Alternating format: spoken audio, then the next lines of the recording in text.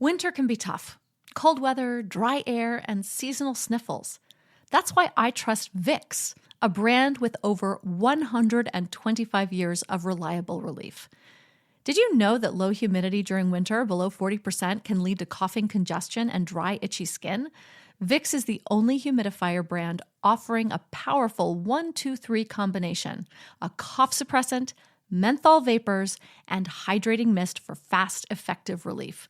No wonder it's the #1 brand recommended by pediatricians and home to one of the world's most recognizable scents. I love my Vicks Cool Relief Humidifier. It's easy to use with a large tank, rotating nozzle, and filter-free cool mist. Paired with VapoSteam and VapoPads, it turns my space into a soothing sanctuary, easing my cough and congestion while adding moisture to dry winter air. And right now, you can get 20% off of the Vicks Cool Relief Humidifier on Amazon.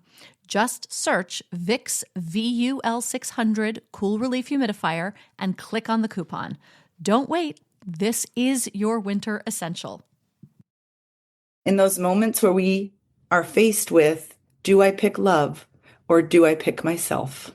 We have a lot of history of picking love for safety, for protection, for not rocking the boat, for peace. And so much of your work, and in a way, so much of my work, is not to be like, here's what you do in that moment, but to be like, here's some tools, and here's some courage, and here's how you find your allies, and here's how you do what you can, so that when those moments arise, you have a shot at picking you. Welcome to the Divorce Survival Guide podcast, where we have open and honest conversations about co-parenting, separation, divorce, and the hardest question of all, should you stay or should you go? I'm Kate Anthony, your divorce survival guide, and I'm here to help you navigate some of the roughest waters you've ever swum in and answer some of your toughest questions. I've been to hell and back, and now it's my mission in life to help you get to the other side of this process with your sanity and your heart intact. Hey everyone, welcome back.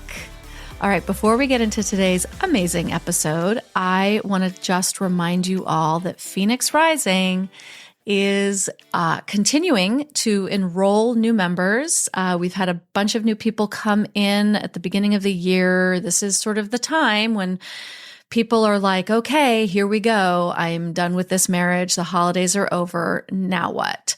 And so if that's you right now, I want to invite you to join Phoenix Rising. This is my group coaching program for women going through divorce. And it is an amazing, beautiful place where women gather and discuss strategy and the emotional fallout and their kids and all of the things, led by me, very closely led by me.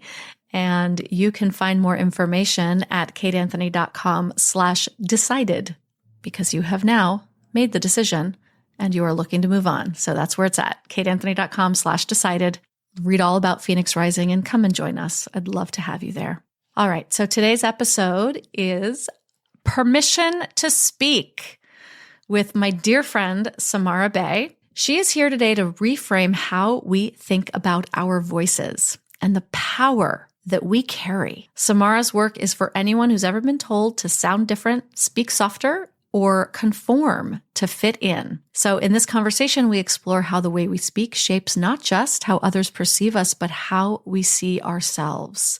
So I could talk on and on about how much I love Samara Bay. And if you were at my book reading in LA back in, I don't know, a year ago or so, we had a book reading on my book tour at Vroman's bookstore in Pasadena last year. And Samara was my host. She sort of did the interview and led the conversation, and she was just amazing. She's amazing at everything she does. So listen up. Here is my conversation with Samara Bay. Samara, I'm so happy to talk to you about your book.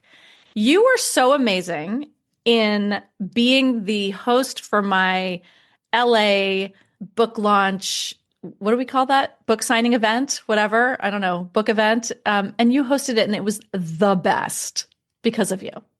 Because of me. I Yeah. believe it was the best because of you. And perhaps I helped to frame you. But no, I thought it was really great too. And it was so juicy that the vibe of something about divorce was both as heavy as that topic needs to be and also as light as it sometimes can be and Hmm. like also needs to be in a different way so that we don't go crazy. Yeah. Yeah. It was amazing. So I'm really excited to be hosting you now, talking about your book, which came out long before my book, but whatever. Eons ago. Eons ago. So I don't know. I kind of want to start off with like a little bit of your background, just because I think it's really the way that you got to what you do is so fascinating. Certainly to me as an actor, having also been a dialect coach, also having gone through like all of, oh yeah, you didn't know that about me? Oh, No. oh yeah. Okay. So, but anyway, I digress. I think that your path to what you do now is really interesting. So, will you sort of give us like a brief rundown of your path, your path to permission? I was just talking about this to somebody, obviously any of us can sort of drop into any point in our life and be like, here's when it started. Yeah. Nor am I going to give you all listening like a chronological, it all began when I was 10. But when I was 10, Ah. my parents took me to this local Shakespeare festival. I grew up in Northern California, Santa Cruz, little Hmm. hippie town in the Redwoods. And this beautiful Shakespeare festival like emerged out of the fog every summer. And they'd have actors in from New York and San Francisco and beautiful modern production, super contemporary Blondie music. It's how I was introduced to Blondie. And when I was 10, I had this like real out of body experience, or maybe like deeply in body experience that I still remember the feeling of sitting in that audience, watching those actors be so real and feeling everybody breathing as one. Mm. And I remember thinking that's what I want to do with my life. And I have literally spent the next 30 years being like, what does the word that in that sentence mean? Right. Because at Right. first, obvious for so many of us, and maybe in Hollywood, but for so many of us who see theater and are inspired, our first thought, of course, is acting because it's the most visible. And Hmm. then maybe we Hmm. end up doing something behind the scenes, etc. But really, I have now realized that it's even bigger. It's all the world's a stage version of that. It's what is it for an audience to breathe together as one? What is it for something on a stage to create change? Yeah, I got an MFA in acting. I was pretty dead set, Hmm. and it turned into dialect coaching as a side gig and then dialect coaching as a full-time gig, first in New York and then in LA. Yeah. I had this amazing experience coaching many, many movie stars. As I like to say, I've coached a lot of movie stars on where to put their tongues. And it's accurate. But it was never the full story even then. There was always Hmm. these sort of safe spaces I would create in their trailers at their dining room tables in advance where we weren't just going over the text and we weren't just going over vowels and consonants, right? We were going over this sort of weird spiritual connection or misconnection, disconnection many of us have with how we sound and how we get treated because of how we sound. Mm, mm, mm. And if English was their second language, that was very obvious. If it wasn't, it turned out there'd be these sort of layers underneath. And then there was a more literal application, which is that a bunch of my clients started asking me to coach them when they would like have a UN speech or give an award at a ceremony. Here they were now meant to be themselves. Right. And that was in a way even harder. And so I was sort of primed without realizing it in the summer of 2018 when we were in another politically complicated moment. And I got to spend the summer in Washington, D.C., of all places, coaching Gal Gadot on Wonder Woman 2. And there was a lot of flying sequences, and she had very little dialogue. And I had so much downtime, and I was going to protests, and I was trying to be useful as we were heading Mm. towards the 2018 midterms.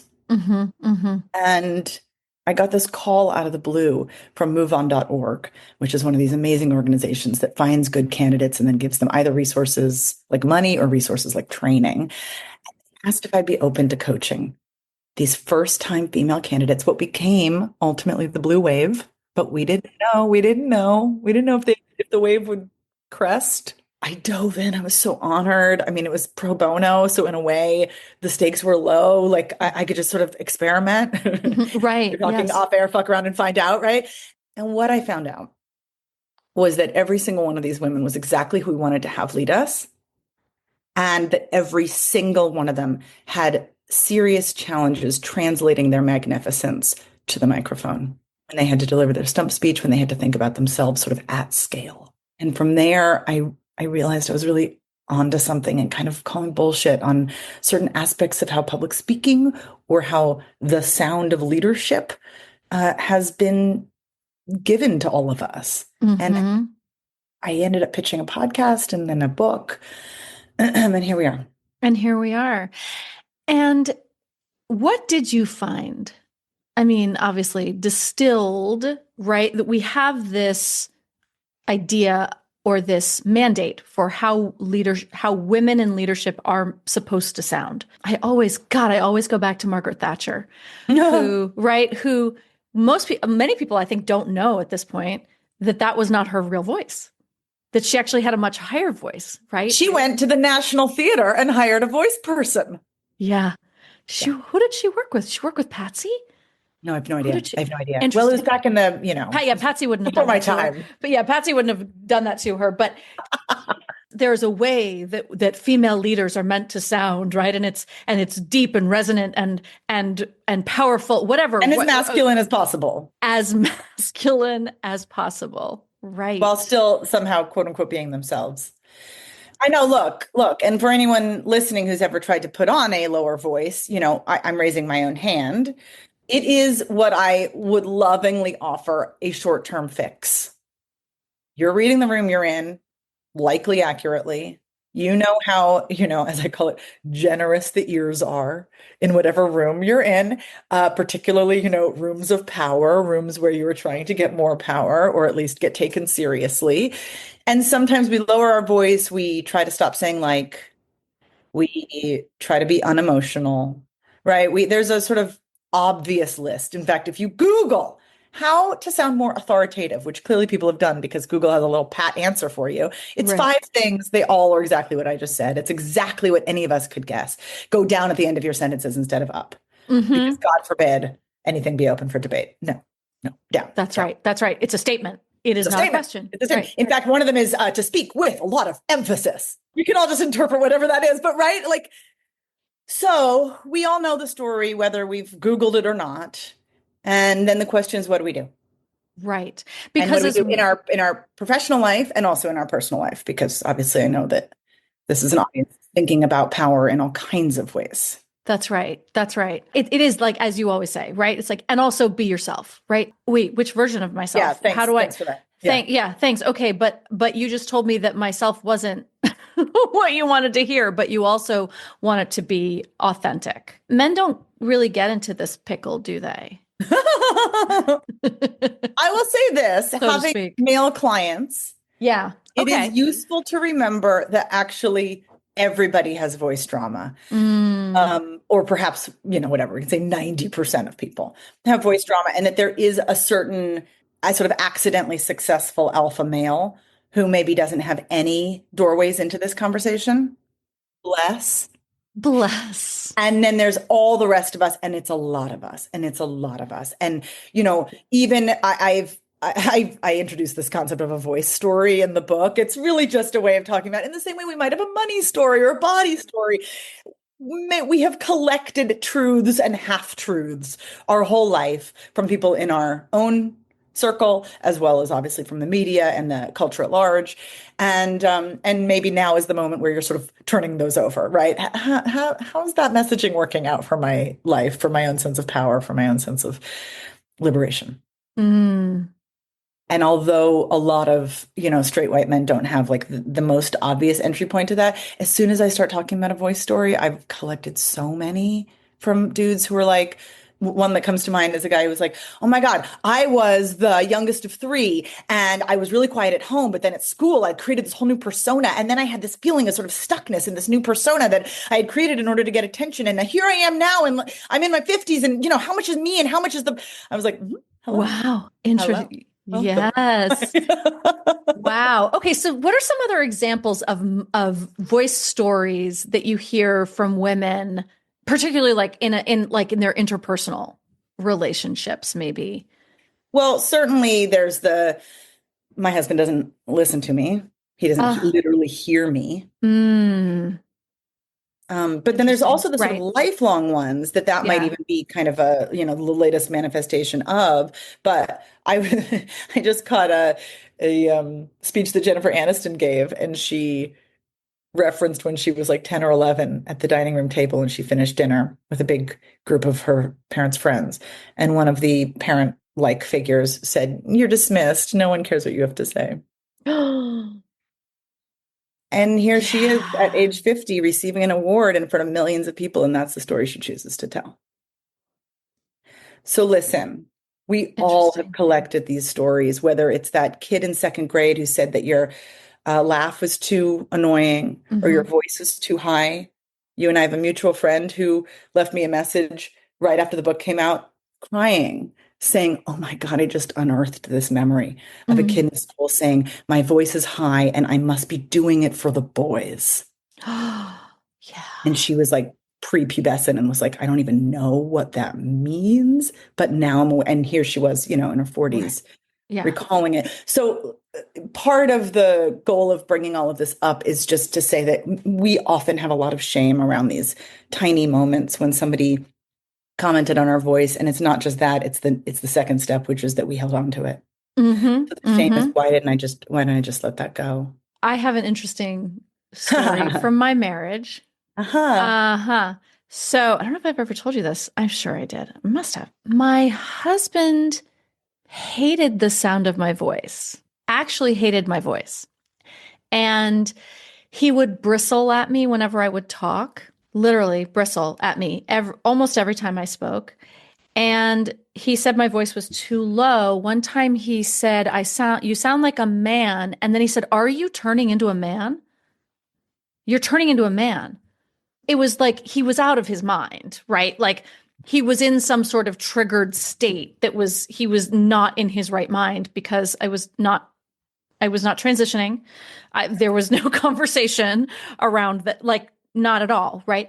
And then one day he actually said to me, "I hate the sound of your voice." This was before we got married, ladies and gentlemen. Hmm. And I lost my voice for 4 days. It's the only time in my life that I had like psychosomatic laryngitis. My voice disappeared. I could not speak. I couldn't make a sound. And I'm not even talking like I was hoarse or no sound would come out. And I could not figure out what was wrong. It was 4 days. I was like, I don't understand why I can't talk. And then I sort of played it back and I was like, holy shit. It's because this man that I love and claims to love me told me that he hates the sound of my voice. And so, what will I do to conform? I'll shut it off. What happened at the end of those 4 days? I don't know. It came back. I don't think we ever talked about it. I don't think I mean, I probably did. I probably screamed and yelled and cried and raged or whatever. And who Yeah, but knows? I not mean, talk about it like processed. Yeah. yeah, I mean, this is like 20 years ago. I don't really remember, but I do remember the event and that it happened and that, this was a sort of a continuing issue in our marriage, in our entire relationship, where he just bristled at me all the time. And what's so interesting is that I don't think I've changed anything about myself or my voice. And he doesn't ever, and I watch him. He never bristles at me anymore. Ever. The sound of my voice is just fine. Well, yeah, it doesn't have as much of an implication for him, obviously, because Well, obviously, the right? He's relationship. not right. Exactly. And Exactly. listen, and But what we're talking about is power. I mean, to name that there's a few threads inside of any conversation about voice, and I specifically want to be really literal about voice because that word gets used so much in a cliche, sort of find your voice way, that it's hard to actually remember. We're talking about the sounds coming out of our mouth and the way they hit other people's ears and how they perceive us as a result and treat us as a result. Mm-hmm. So I like to get real literal on that. But, a few Yeah. threads to pull out. One is the power aspect of it. Like what he was saying when he was saying that you sound like a man is likely who wears the pants here. Mm-hmm. That's Um, right. and then That's the right. other is that our voice is one of the most obvious ways that trauma lives in our body. So if we have been told to play smaller, and as a result, we sound smaller, softer, Mm-hmm. gentler, raspier, like we don't have as much breath support. Well, yeah, of course. So, like in those early days working with those women running for office and now working in really every industry. I mean, a lot of, as you'd imagine, corporate leaders, but also nonprofit types, activists, folks who were sort of thrust into the public eye because they had something important to say, but they haven't really thought about how. And so the Yeah. how has just been filled in by all the cultural stories we all accidentally inherited. Then we get to go, okay, well, how are you breathing? What are you thinking about in the moments before you go out there to give yourself permission to create the embodied physical feeling, the conditions for permission for a version of you to come out that you like, that you recognize that you like? That is, to answer the question of like, which version of me? Imagine what's possible when learning doesn't get in the way of life. At Capella University, our game-changing FlexPath learning format lets you set your own deadlines so you can learn at a time and pace that works for you. It's an education you can tailor to your schedule. That means you don't have to put your life on hold to pursue your professional goals. Instead, enjoy learning your way and earn your degree without missing a beat. A different future is closer than you think with Capella University. Learn more at capella.edu. Build a routine with Ollie that supports your wellness needs, like getting your daily vitamins and minerals with Ollie's multi-gummies, or keeping your mood upbeat with all the vitamin D in Hello Happy. Give your gut health some support with probiotics, and wake up feeling refreshed after taking Ollie Sleep. Do wellness on your terms. Find Ollie at a Walmart or Target near you or at ollie.com. These statements have not been evaluated by the Food and Drug Administration. This product is not intended to diagnose, treat, cure, or prevent any disease. Which version of us shows up around our favorite people? I like to think that we all, this is a comically gross overstatement. We all have two ways of showing up. We have two ways of communicating. Of course, there's 80 billion, so this is a total joke, but two categories. One is how we show up in what linguists would call an evaluative space. So where we're Okay. literally being evaluated, I job see. interview, Uh-huh. or where we're feeling like we're being evaluated, which of course can also happen inside of our own marriage. Mm-hmm. And the version of ourselves that shows up in an evaluative space, especially when we haven't really thought through intentional ways to kind of show up in our wholeness anyway, Mm-hmm. inevitably for any of us, inevitably, we shave off aspects of what makes us different, or as I call it, our weird. We shave off our Are weird. weird. I love We it. forget to center our own mischief and delight because why would we? We're putting all our energy into trying to get taken seriously or not thrown out of the tribe, right? We don't breathe because deep in our bellies is where we feel all of our feelings and know what's true. And if that's going to be inconvenient, let's not go there. Let's not dip into that well of wisdom. And so we show up as a smaller version of ourselves. And I don't even mean in that stereotypical, like women play small way. I just mean any of us, just there's like an expansiveness that's possible. And then there's this. And Mm-hmm. this is what happens when we're feeling like we're being evaluated and people haven't quite decided yet whether or not to take us seriously. Mm-hmm. And if that's category one, and there's one other category, well, what is that? Like, what, this is those rare, maybe for some of us, moments where we catch ourselves just feeling free around people who just get us and around whom we have nothing to fucking prove. Mm, mm, And mm, who's mm. that?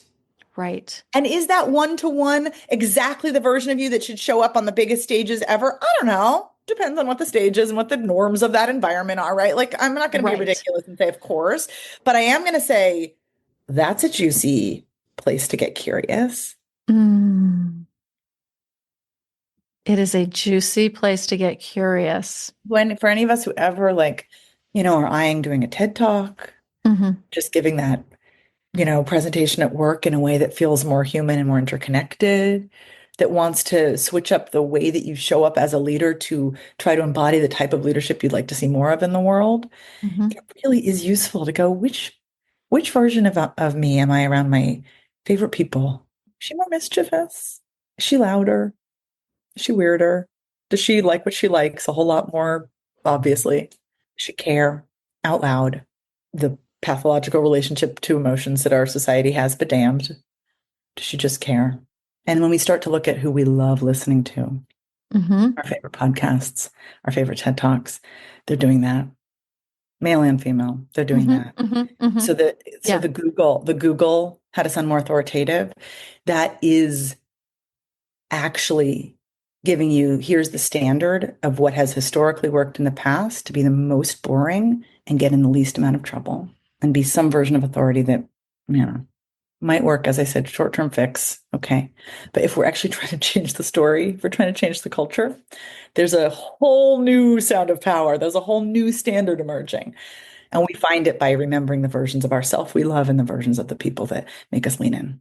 I love this so much. There's one thing I want to highlight for people who don't have our training, because we both have degrees in this, that the voice, and I think most people quote know this, but they don't actually really know this, that the voice is connected to breath in irrefutably, not negotiably. Like if you do not have supported breath, you do not have a supported voice. And I think a lot of people don't really know that. And I will say that when I went to school, when I started my acting program 150 years ago, I didn't breathe correctly. And I had to actually go and take private lessons with my professor, Bob Chapline, who was one of Kristen Linklater's original seven.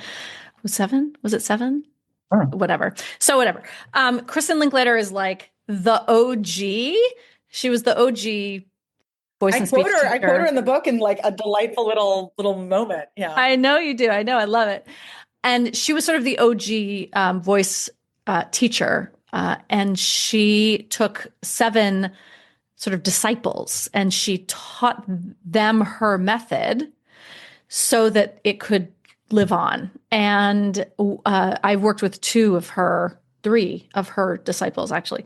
So I had to have, but I actually had to, as an actor, Patsy Rodenberg always says, talking about connecting the voice to the breath to the emotion, or the breath, ultimately it kind of goes the other way, right? If I am a shallow, I was a clavicular breather, and I did not breathe beyond my clavicle. It was all in my throat, right? And I didn't breathe down into my belly and and all of that, I'm sure, was childhood trauma, because if I were to breathe, I would feel. When we breathe properly, we feel like when we're heaving, sobbing, it's like it is coming from our gut. And I had to learn how to do that. And it was terrifying because then I was having to feel shit. Right. That was awful. The other thing, though, for anybody listening who's thinking now about your own clavicles, is if we have 2 general places that we can breathe, one is this sort of catch breath up high, and the other our belly, which is really our diaphragm, this massive muscle in the middle of our torso. When it's relaxed, it's up like a little balloon. And when it gets contracted, it goes down a bit. It creates space in our lungs, and it feels like it's a belly breath because when it goes down, this muscle goes down in the direction of our organs. It rearranges all of our organs. Every breath we take, if we take a low breath, is actually moving our organs and then moving back like waves on an ocean. Anyway, all of which is to say, right, this is complicated and it's interesting. I didn't actually really understand how the torso worked until I had to research it for chapter 1 of my book, which is called Breath.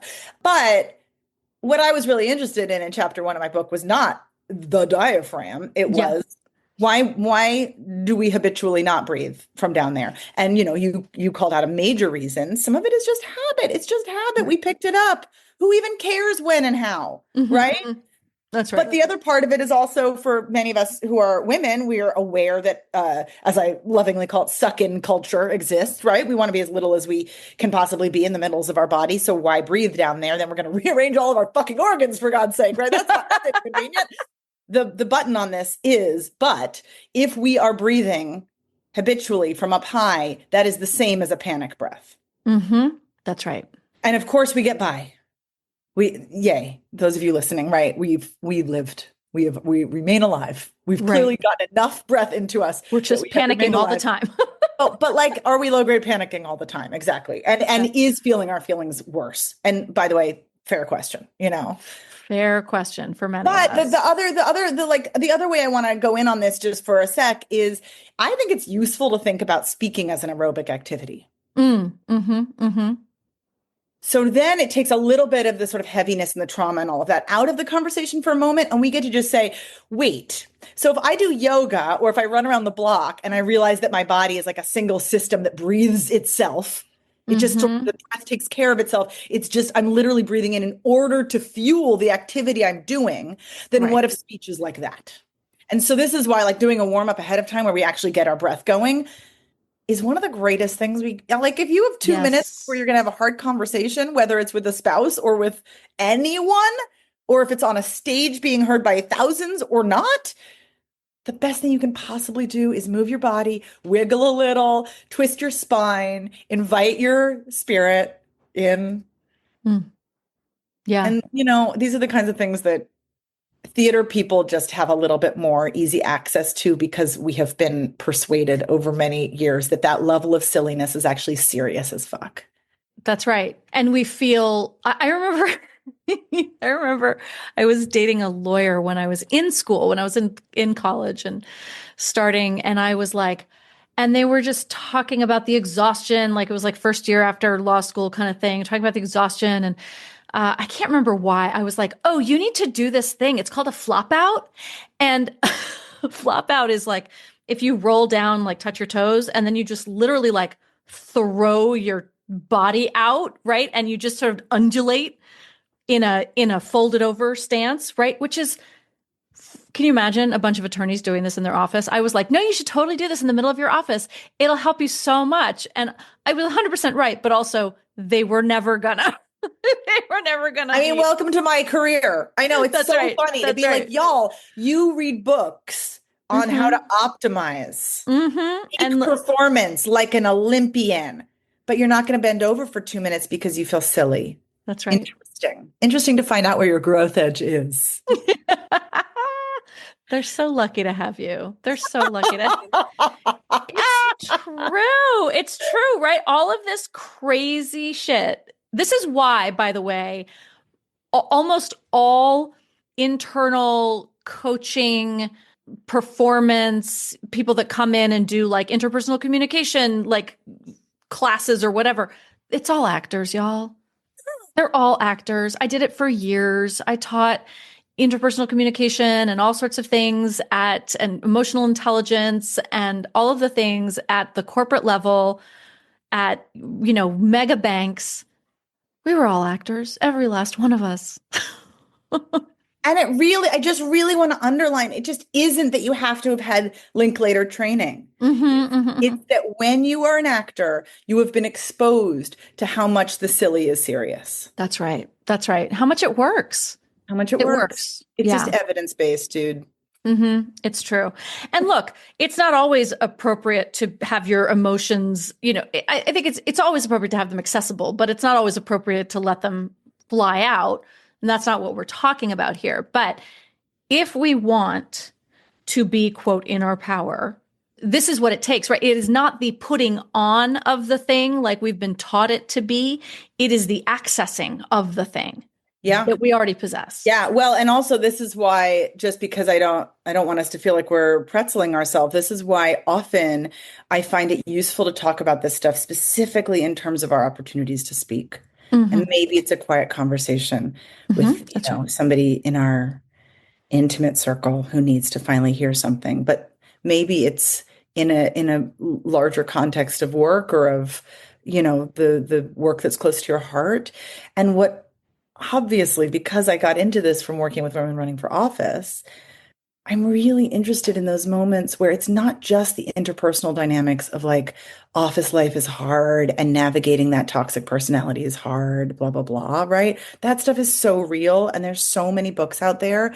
I'm really planting my flag at this other place, which is that when we get the chance to speak about what matters to us, to speak on our own convictions in a way that if our moms were allowed to in their society, bless, but our grandmothers weren't Mm-hmm. and their mothers weren't. Mm-hmm. And we are undoing generations of stigma when we get up and talk about what matters to us and show up like a whole ass human. Mm. And that's when these habits of playing small and of not breathing enough, et cetera, that's when we get to go, okay, what kind of a warm up might I do to really invite myself in that moment? Because those Mm-hmm. are those Mm-hmm. moments, not just undoing stigma. We're not just doing it as a gift for our ancestors, but we're doing it as a gift for ourselves and for our descendants. This is actually legacy work. This Right? When we get is, up and talk yep. about what matters to us in a way where we sound like ourselves, we are changing the story. And we are also, by the way, more likely to get what we want. And that's the part Mm-hmm. that's like, this is where the evidence-based stuff really helps. If what's we've been doing so far, right, following the Google rules, leaves us generally safe, but neither happy nor successful, by which I mean getting S's, then it's time to shake it up. Mm-hmm. That's right. And in our relationships, right? I mean, that's if the way that we have been showing up in our relationships is also not successful and we choose to shake it up, right? I think I love what you said, Samara. I had never actually connected this, by the way, that my husband had a problem with the sound of my voice being lower because it was actually more powerful. Literally never even thought about that. Well, also, by the way, just to asterisk, because I don't want to sound like we're saying sound like Margaret Thatcher. It was not necessarily lower. Your voice is not necessarily lower. You might not have a low voice. That's right. He's conflating voice pitch with power. Mm-hmm. Right. That's right. Well, I have a whole, just for those of you listening, I have a whole chapter on pitch. So if this does feel like we're saying, sound low, but don't sound low, I really, really work it out in that chapter. And I think help all of us, myself included, see that there are some intrinsic paradoxes. For example, telling an entire generation, multiple generations of women to sound lower like Margaret Thatcher in order to get taken seriously sucks. That's right. It led to me having my own vocal drama and going on voice rest for over a month and having a kind of a ego crisis in my 20s. So do not recommend, 0 out of 10. Yes. And just because I love to complicate the narrative. And when any of us get out of a really good massage or a really good shavasana at the end of a yoga class, our voice is lower. Mm-hmm. Yes. So I'm not saying lower equals bad or that higher equals bad. I'm saying a few things. One is that society has some false understanding about like what powerful people should sound like, and we're changing that. Mm-hmm. And a high, perky voice might be the new sound of power, and I am here for it. Mm-hmm. But I'm also saying that many of us, if we do go up a little bit higher, it's often because of adrenaline or because of learned behavior of being unintimidating. Mm. So sometimes that higher register is not actually like, yay, new sound of power. It's, I need a yoga class and my voice is going to drop. You have, and I don't know if it's in the pitch chapter. I think it probably is, right?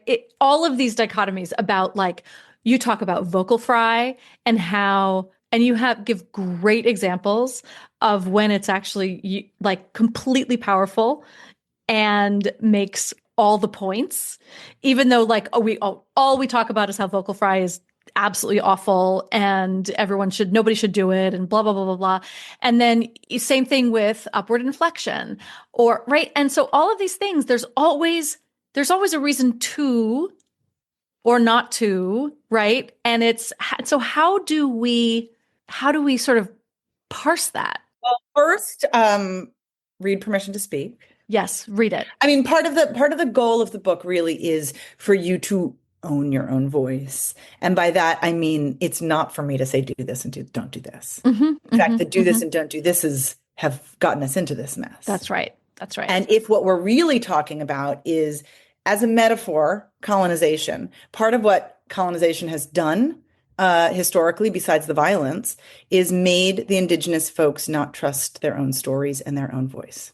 And so if we are decolonizing here, what we're actually doing is not turning to someone else to say, how do I talk? Should I go up at the end? But to really go, how did I get the habits that I've gotten? Do they serve me? Do I like this version of me? Do I feel good when I talk in front of people about what matters to me? What if I did this instead? What if I thought of this instead? And it's like the small inner tweaks to how we talk to ourselves about how we talk to others that changes our life, that changes how we show up, and that changes if we get a yes. Then what? And then what? So besides reading Permission to Speak, I actually recommend that people listen to it. Oh, sure. Oh, I love that. Yeah. Yeah. I had the greatest time recording it. At the end, I'm going to totally admit to this audience. At the end, I was like, should I just be an audiobook narrator? Should I read other people's things next? Yes, you should. You absolutely should. Because it's the most engaging audiobook you will ever listen to, because you get you doing what you're talking about throughout. And it's so, oh my God, it's infectious. I love it so much. Thank you. Yeah. But, and also, I'm kind of kidding, like obviously saying the answer to, how do you love your voice is read my book. I have to say that because I did write it for exactly that question. And there are other solutions. One of the things I love to offer to people is what I referenced earlier. Start noticing who you love listening to. Not because you're going to copy them, but because they are going to give you permission.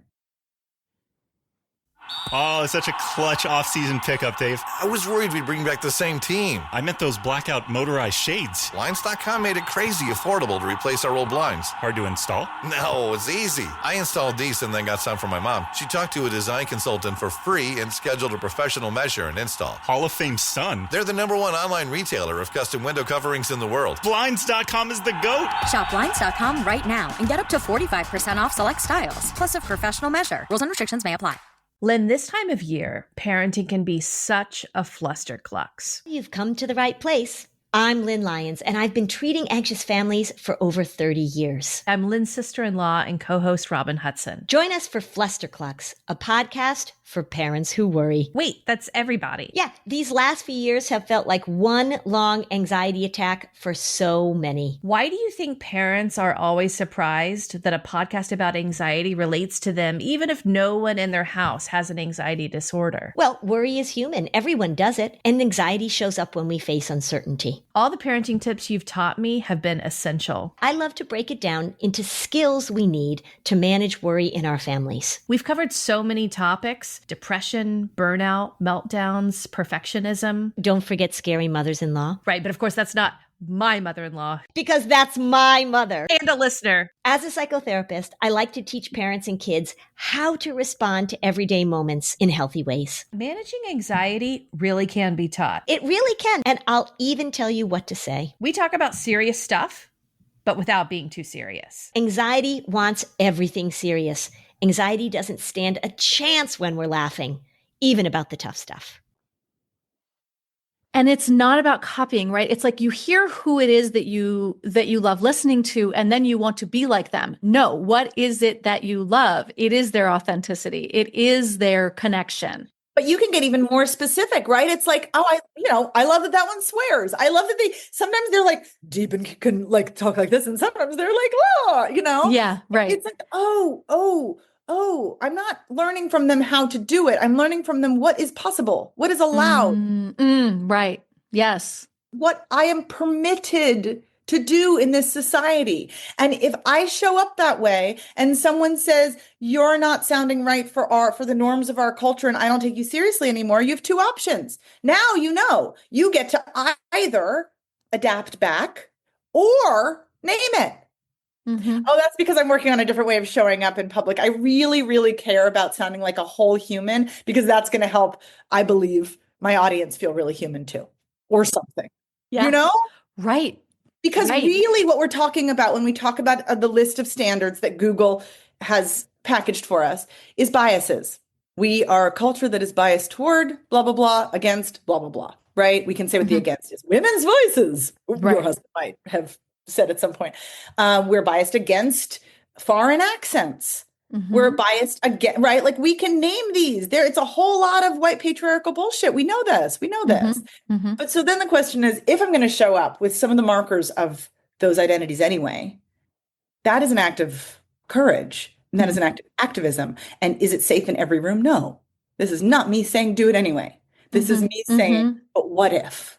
But what if, and when you do, who do you get to connect with in a new, fresh way? And what might you move forward? And what story might you change for the rest of us?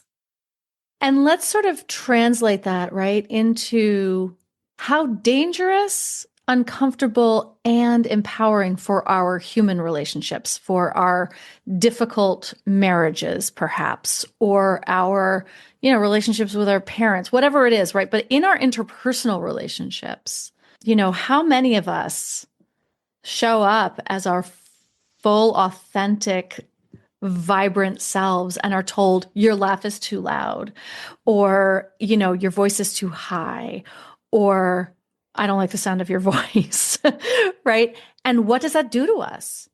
And how is it possible, or is it possible within the context of that relationship to begin to reclaim aspects of ourselves that have been deemed unacceptable? And in order to maintain this connection, I need to disconnect from that which is unacceptable here. But then I'm losing myself. Yeah, the entire chapter that the book ends on is about this idea of this amazing psychologist who was at Harvard and now at NYU in her 90s, named Carol Gilligan, who did these amazing seminal studies on girls in transition through puberty, pre and post, and discovered on a linguistic level when they would start to say, I don't know instead of I know. Wow. When the don'ts would come in. And she named that transition, which was inevitably around like age 10, 11, the quote unquote initiation into patriarchy. Wow. The idea that we would then not actually totally trust our own story that happened to us. And I don't know. Assuming that we all have some version of that as a foundational experience, then in those moments where we are faced with, do I pick love or do I pick myself? We have a lot of history of picking love for safety, for protection, for not rocking the boat, for peace. And so much of your work, and in a way, so much of my work, is not to be like, here's what you do in that moment, but to be like, here's some tools and here's some courage and here's how you find your allies. And here's how you do what you can so that when those moments arise, you have a shot at picking you. That's gorgeous. And then what? And then what? And then what? Right? Because the dichotomy, the false dichotomy of love versus you, right, suggests that if you choose you lose love. You lose that shape of it. That version of it, right? Yeah, right. But we all know from our divorced friends, you find something else. Right. Or not, right? Or you find in the shape love of a man or a woman or whatever, or just friendship. You find yourself. You find you love find in a yourself. completely different. Right. shape. That's right. That's right. This is that, the question I get asked all the time, but what if I'm alone forever? To which I respond, but what if you are? What if you are? Like, if you have chosen you, then, like, if it is a choice between love and you choose you've actually chosen the greatest love that there is. As Elphaba says, if this is love, it comes at far too high a cost. Yes. So, Samara, will you leave us? And you have a bunch of these in your book, Permission to Speak. And if you are listening, if you listen to it, you can actually, do these exercises along with Samara. But I'm wondering if you would take the audience through just one, you referenced in this conversation exercises that you can do. Will you take them through just one? My favorite, Mm-hmm. because I'm a real pragmatist, y'all. I'm a coach. So if it doesn't work, it doesn't matter. If you just have 30 seconds, maybe you have half an hour, whatever, but if you just have 30 seconds before you're going to have a really serious conversation, or you're going to finally say the thing, doesn't have to be serious, or you're going to get on that stage, or you're going to press go on that phone. Psychologists call this priming for power. I prefer priming for permission for obvious reasons. But here's my offer. Mm-hmm. Think in advance, so you've got a few of these at the ready, of a moment when someone really saw you. Maybe it was a friend, maybe it was a text, maybe it was a call, an email, you heard it through the grapevine, a hug. The form doesn't matter, but the feeling is someone you admire admiring you back and saying in no uncertain terms, your contribution mattered. And if your mind is blank right now, totally fair, right? It's okay. Love on yourself hard. Compassion, compassion, compassion. But begin to notice, ooh, there was that moment. There was that time. I'll never forget, right? Even though you maybe short-term forgot. Collect a few. And if you have 30 seconds before this high stakes moment, bring that memory to mind. You can close your eyes. You can put your hand on your heart. You can ground in any way that feels good for your body. Bring that memory to mind and let it kind of wiggle up your whole body. Breathe it in and invite yourself to remember the feeling. Mm-hmm.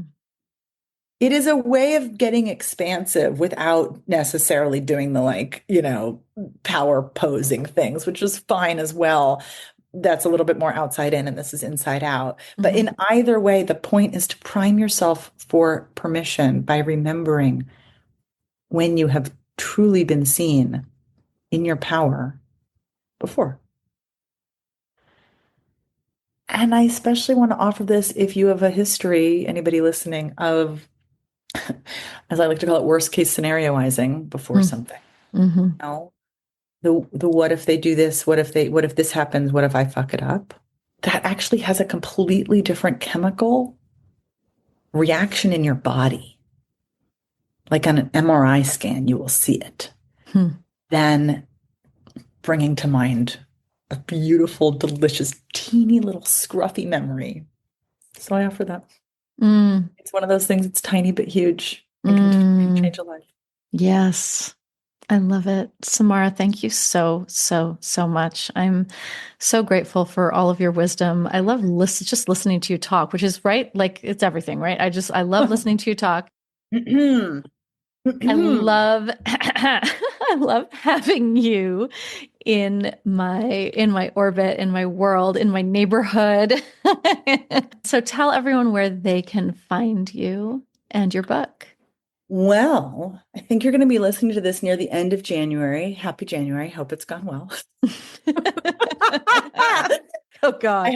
I have a website that's launching about a week from when you hear this, permissioninc.co. Oh, good. And that'll be the new home for my business, which is a consulting practice where I really, go into all kinds of institutions and help folks become brilliant speakers, which, as you know from listening to this, is a spiritual practice as much as anything else. And in the meanwhile, I'm over on Instagram. You can join my Substack, How to Show Up, and get love notes from me. Oh, I love it. Monthly Zoom dates that are really an opportunity for people to ask whatever questions they want and get live coached, which I just love doing. So good. It's quite a sweet community. Oh, sweet. Oh, good. And your book, Permission to Speak, is everywhere the books are sold. You can go and get that. I highly recommend. Like I said, I really do recommend the Audible version, but reading it is great too. Samara, thank you so much. Thanks for tuning in to another episode of the Divorce Survival Guide podcast. If you like what you hear, head on over to Apple Podcasts or wherever you listen in and leave me a review. And don't forget to follow me on Instagram at the Divorce Survival Guide. I'll see you next time, and until then, remember, you, my love, deserve to be happy.